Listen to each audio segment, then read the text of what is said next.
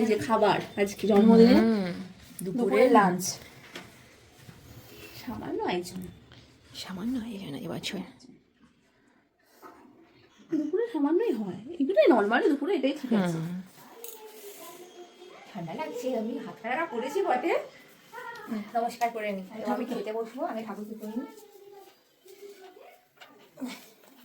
গোপালকে কর।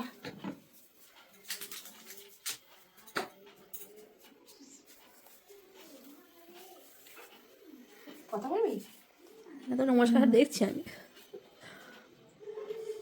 আজকে ছবিগুলো আছে ইস্তেহারে, ছবিগুলো বাইরে দাবা যায় মায়ের গুরুদেব লোকনাথ বাবা।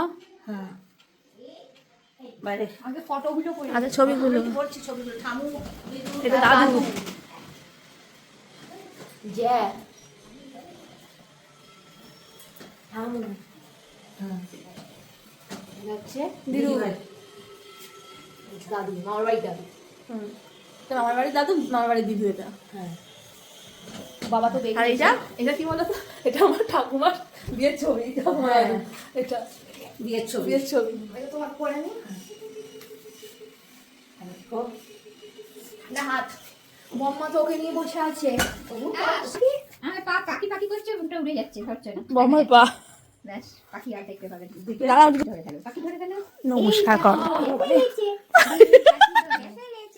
আমি ভাই আশীর্বাদের টাকাটা করে দিচ্ছি। আশীর্বাদে এই নাও, এই নাও আশীর্বাদ। আশীর্বাদের টাকা। খেতে বসে পড়েছি এখন। তো কি কি হয়েছে তো দেখালামই। বলছি আমি পায়েসটা খাই।